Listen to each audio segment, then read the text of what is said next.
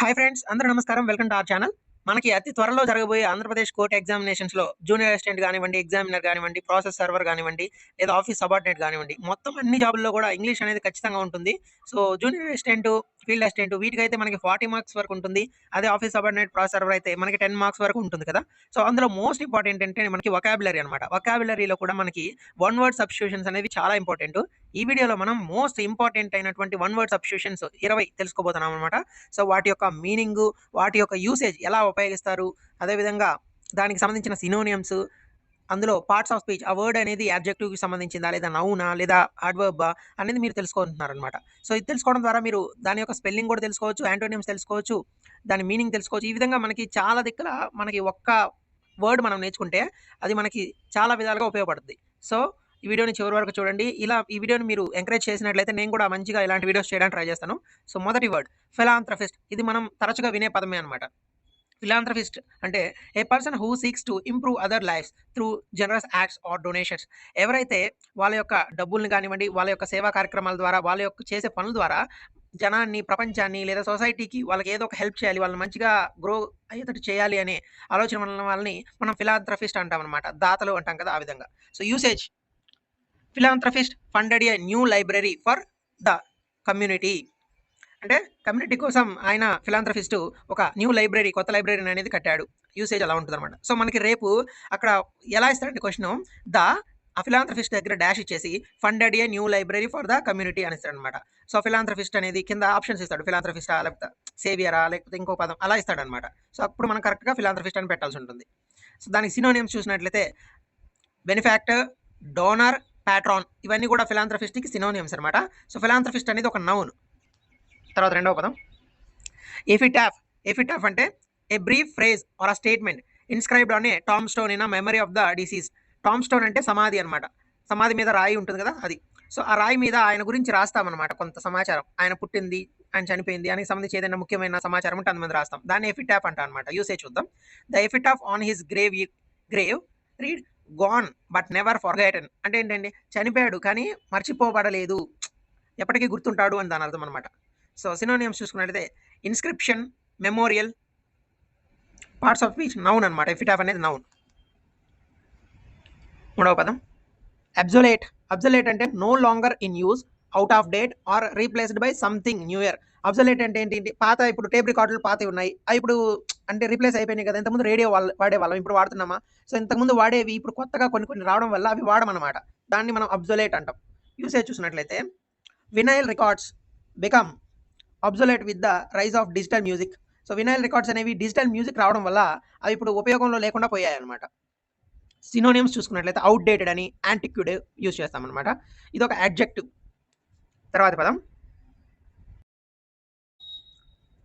అంటే difficult or impossible to read due to poor writing or printing. అంటే సరిగ్గా రాయకుండా డాక్టర్స్ అయితే ఎలా రాసాలా అవి మనం చదవలేం. కొంతమంది మనం ఎక్కడైనా సామాన్లు కొనడానికి వెళ్ళినా కూడా షాప్‌లో కూడా వాళ్ళు రాసేది మనకు అర్థం కాదనమాట.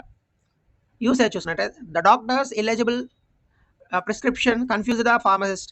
ఆయన రాసిన ఇన్స్క్రిప్ట్ ఉంటుంది కదా, ప్రిస్క్రిప్షన్ అనేది అది ఫార్మసిస్ట్ని కన్ఫ్యూజ్ చేసింది అని అర్థం అనమాట. యూసేజ్ అలా ఉంటుంది.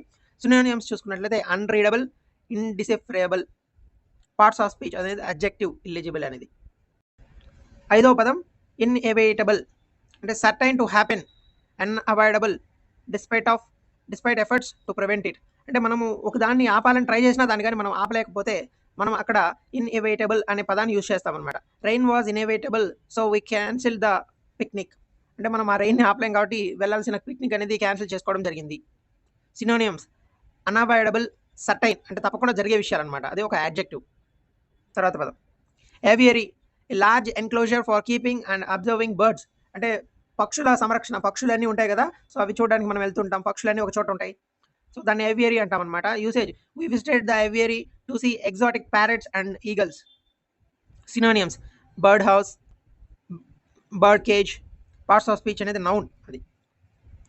తర్వాత పదం కాంటెంపరరీ. అంటే కాంటెంపరరీ అంటే ప్రస్తుతం జరుగుతున్న విషయాలు, ఇది అందరికీ తెలిసిందే. Current, modern or belonging to the present time, ప్రస్తుతానికి సంబంధించింది. Usage contemporary art often challenges traditional styles.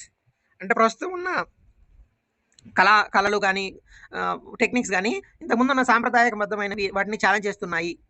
దానికి సినోనిమ్ వచ్చేసి మోడర్న్, కరెంట్, ప్రస్తుతం అనమాట అది. సో అది పార్ట్స్ ఆఫ్ స్పీచ్లో యాడ్జెక్టివ్కి సంబంధించింది. తర్వాత పదం స్టాయిక్. స్టాయిక్ అంటే a person who endures pain or hardship without showing emotions or complaining. ఎవరైతే బాధని వాళ్ళలో వాళ్ళు దాచుకొని పైకి చూపించకుండా ఉంటారో వాళ్ళని స్టోయిక్ అంటాం అనమాట. She remain stoic during the long grilling trial. So stoic అంటే అదనమాట. అన్ఎమోషనల్, ఇంపాసివ్ అని వస్తుంది. Parts of speech noun. తర్వాత అథీస్ట్. అథీస్ట్ అంటే దైవాన్ని నమ్మని వాళ్ళని మనం అథీస్ట్ అంటాం అనమాట. A person who does not believe in the existence of God or gods. అంటే దేవుడే లేడు అని నమ్మే వాళ్ళని అథీస్ట్ అంటాం అనమాట. The atheist question the role of religion in society. Usage అంటే అతను దైవాన్ని నమ్మని వ్యక్తి అసలు మతం యొక్క పాత్ర ఏముంది మన సొసైటీకి అని అడుగుతున్నాడు అనమాట. సినోనిమ్స్ నాన్ బిలీవర్ అని, స్కెప్టిక్ అని అంటాం, అదొక నౌన్. హీజ్ అన్ అథీస్ట్ అంటే అదొక నౌన్ అనమాట. Cartographer a person who creates or draw maps. Maps తయారు చేసే వాళ్ళని కార్టోగ్రాఫర్ అంటాం అనమాట. సో ఇవి వర్డ్స్ చదివేటప్పుడు మీరు ఒకసారి స్పెల్లింగ్ కూడా చెక్ చేసుకోండి. స్పెల్లింగ్ కూడా అడిగే అవకాశాలు ఎక్కువ ఉంటాయి. The cartographer updated the map with new records. Map maker, surveyor, parts of స్పీచ్లో నౌన్ అనమాట అది. తర్వాత పదం క్లాస్ట్రోఫోబియా. క్లాస్ట్రోఫోబియా అంటే ఏదైనా చిన్న గదిలో కానీ ఏదైనా చిన్న ప్లేస్లో పెడితే అక్కడ ఒక భయంగా ఫీల్ అవ్వడానికి క్లాస్ట్రోఫోబియా అంటాం అనమాట. క్లాస్ట్రోఫోబియా అంటే an intense fear of confined or enclosed spaces. అంటే ఇట్లా క్లోజ్ చేసిన చిన్న గదులు అలాంటివి ఉన్నప్పుడు భయంగా ఉండడాన్ని క్లాస్ట్రోఫోబియా అంటాం అనమాట. Hence claustrophobia made small rooms unbearable. Synonyms confinement, fear అనమాట. అంటే కొంచెంలో ఒక ప్లేస్లో ఉంటే భయపడేదాన్ని మనం క్లాస్ట్రోఫోబియా అంటాం, అదొక నౌన్. ఒమ్నిసెంట్. ఒమ్నిసెంట్ అంటే having a complete are infinite knowledge, aware of everything. అంటే ప్రపంచం మొత్తం తెలుసు, అంతా తెలుసు అనే వాళ్ళని మనము సమాచారం చాలా ప్లెంటీ ఆఫ్ నాలెడ్జ్ ఉన్న వాళ్ళని ఒమ్నిసెంట్ అంటాం అనమాట. Usage the omniscient narrator knew all the characters' secrets. Synonyms చూసుకున్నట్లయితే ఆల్ నోయింగ్, ఆల్ సీయింగ్, అదొక యాడ్జెక్టివ్ అనమాట. అంతా తెలిసి అంతా చూసిన వాళ్ళని మనం ఒమ్నిసెంట్ అంటాము. పెనీషియా అంటే a solution or a remedy believe to cure all problems, diseases. అంటే ప్రతి కష్టానికి ప్రతి ప్రాబ్లంకి ఒక సొల్యూషన్, ఇదే సొల్యూషన్ అంటాం కదా, దాన్ని పెనీషియా అంటాం అనమాట.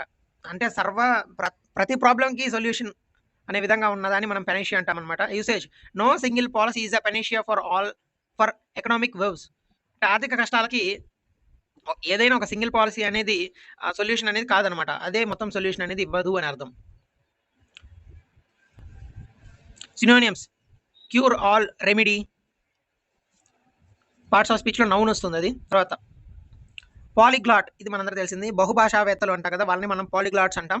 A person who speaks or understands multiple languages.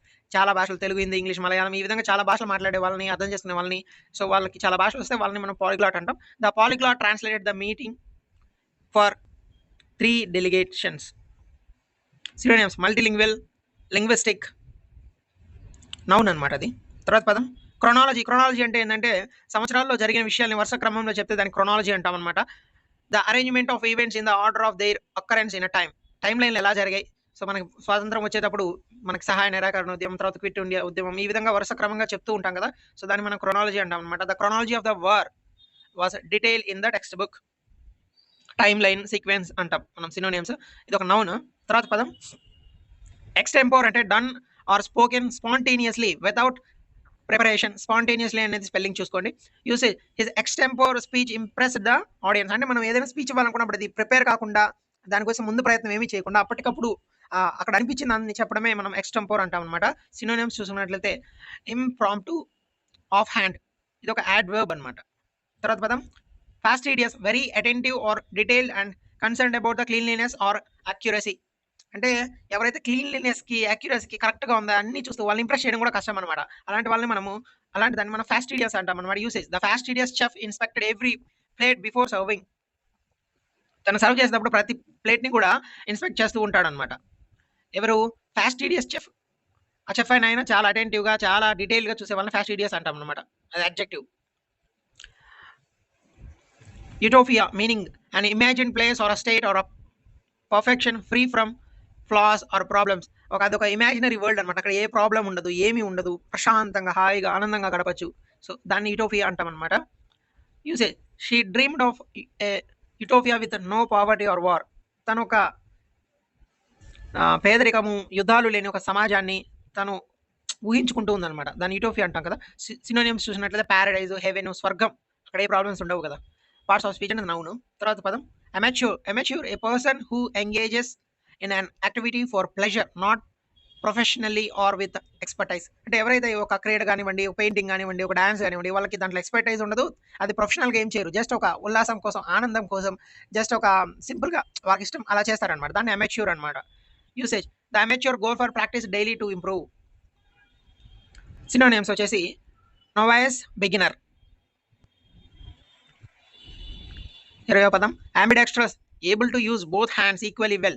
అంటే 2 చేతుల్ని కూడా సమబలం సరైన విధంగా ఉపయోగించగలిగే శక్తి ఉన్న వాళ్ళని, ఆ యొక్క టాలెంట్ ఉన్న వాళ్ళని అంబిడెక్స్ట్రస్ అంటామనమాట. The ambidextrous artist painted with both hands at once. అంటే 2 చేతులతో ఒకటేసారి పెయింట్ వేస్తున్నాడు ఆ ఆర్టిస్ట్. సినోనిమ్స్ వచ్చేసి వెర్సటైల్, డ్యూయల్ హ్యాండెడ్. మనకి పార్ట్స్ ఆఫ్ స్పీచ్ చూసుకున్నట్లయితే అడ్జెక్టివ్ అనమాట ఇది అంబిడెక్స్ట్రస్ అనేది. సో ఈ విధంగా 20 పదాలు అనేది మనం నేర్చుకోవడం జరిగింది. సో ఈ విధంగా మనం కానీ ప్రతిరోజు ఒక 20 వర్డ్స్ లేదా ఒక 30 వర్డ్స్ నేర్చుకున్నట్లయితే మన ఎగ్జామ్ టైంకి చాలా ఇంప్రూవ్ అవుతాం. ఈ పదాలు మనకి యాంటోనిమ్స్ గాను, సినోనిమ్స్ గాను, స్పెల్లింగ్ గాను, మీనింగ్స్ గాను మనకి చాలా చోట్ల ఉపయోగపడతాయి కాబట్టి సో తప్పకుండా ఈ వీడియోని చివరి వరకు చూసినందుకు థ్యాంక్స్. అండ్ మీ ఫ్రెండ్స్తో కూడా షేర్ చేయండి. ఇటువంటి వీడియోస్ రోజు కావాలి, ప్రతిరోజు ఒక వీడియో చేయండి అంటే తప్పకుండా కామెంట్ చేయండి. కామెంట్ చేస్తేనే వీడియో చేసే అవకాశం ఉంటుంది. సో ఏమైనా మిస్టేక్స్ ఉంటే క్షమించండి. మాక్సిమం మిస్టేక్స్ ఏం లేకుండానే వీడియో చేయడానికి ట్రై చేశాను. సో ఇంకా ఇంప్రూవ్ అవుదాం. Thank you so much.